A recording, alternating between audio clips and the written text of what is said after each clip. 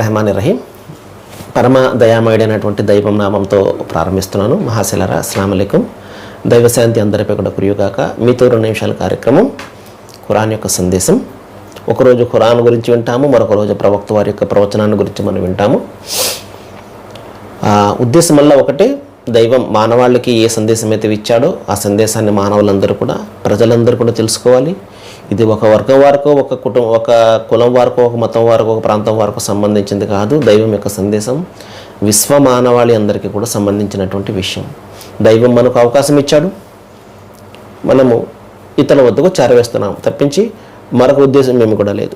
పరిచయం చేస్తున్నాం అంతే, ప్రచారం ఏమి కూడా మనము చేయడం లేదు. మహాశిలారా, చాలా ముఖ్యమైనటువంటి విషయం, ఎవరైతే సాఫల్యం పొందుతాడో, స్వర్గానికి అర్హుడు ఎవరైతే అవుతారో వారి గురించి దైవం తెలియజేస్తున్నాడు. 92వ అధ్యాయం 5 నుండి 7 వాక్యాలు. ఎవరైతే దైవ మార్గంలో తన ధనాన్ని వినియోగించాడో, దైవ మార్గం అంటే గుళ్ళు గోపురాలు కట్టించడం, మసీదులు కట్టించడం కాదు. ఏమండి, నిరుపేదకు అన్నం పెట్టడం దైవ మార్గమే. ఏమండి, సాటి మనుషులను ఆదుకోవడం దైవ మార్గమే. సత్యాన్ని మనము సమర్థించడం కూడా దైవ మార్గమే. దైవ మార్గంలో తన ధనాన్ని ఎవరైతే వినియోగిస్తాడో దైవ అవిధేయతకు దూరంగా ఉంటాడో, దైవానికి అవిధేయత చూపించడానికి భయపడతాడు. అమ్మో, ఈ విషయం చేస్తే దైవం ఎక్కడ ఆగ్రహిస్తాడో, నన్ను ప్రశ్నిస్తాడన్న భయంతో దూరంగా ఉంటాడు. దైవ అవిధేయతకు భయపడుతూ ఉంటాడు. అలాగే మంచిని సత్యమని అంగీకరిస్తాడు. మంచి ఎక్కడైతే ఉందో దాన్ని సత్యం అంటాడు. అది పలానా వాళ్ళు చెప్పారు, నాకంటే చిన్నవాడు చెప్పాడు, లేకపోతే ఇంకొకటి చెప్పాడు, అది కాదు. సత్యం ఎక్కడైతే ఉందో, మంచి ఎక్కడైతే ఉందో దాన్ని సమర్థిస్తాడు.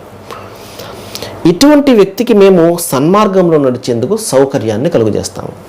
ఇక్కడ దైవం చేసే మేలు ఏంటంటే, మరొక సందర్భంలో దైవం ఒక విషయం చెప్తాడు.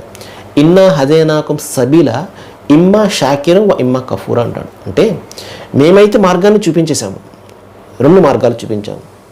మంచి ఏంటి, చెడేంటి, స్వర్గం ఏంటి, నరకం ఏంటి, దైవం ఏంటి, దైవేతరం ఏంటి, దైవ విధేయత ఏమిటి, దైవ అవిధేయత ఏమిటి, ప్రవక్తలు చూపించినటువంటి మార్గం ఏమిటి, మీ మనస్సు మనోకాంక్షలు చూపించే మార్గం ఏమిటి, స్వర్గము నరకము, మంచి చెడు 2 అయితే దైవం చూపించేశాడు. అతడు మంచి మార్గంలో వెళ్తూ దైవానికి కృతజ్ఞతలు అర్పించేవాడైనా కావచ్చు, చెడు మార్గంలో పోతే నా ఇష్టం, ఎవరు నన్ను అడిగేవారు లేరు అని చెప్పేసి చెడు మార్గంలో పోతూ దైవానికి కృతజ్ఞతను చూపించేవాడైనా కావచ్చు. ఏమండి, అది మనిషి యొక్క ఇష్టం. దైవం బలవంతంగా అతన్ని మంచి వైపునకు చెడు వైపునకు తీసుకుని వెళ్ళు. కాబట్టి ధనాన్ని ఎవరైతే వినియోగిస్తాడో, ఎవరైతే దైవం యొక్క అవిధేయతకు భయపడతాడో, మంచిని సత్యమును అంగీకరిస్తాడో, దైవం అతనికి ఇన్ని కష్టాలు ఉన్నప్పటికీ కూడా సత్య మార్గంలో సహనాన్ని ప్రసాదిస్తూ సత్య మార్గంలో ముందుకు వెళ్ళే అవకాశాన్ని ఇస్తాడు. సర్వేజన సుఖనో భవంతు. Thank you.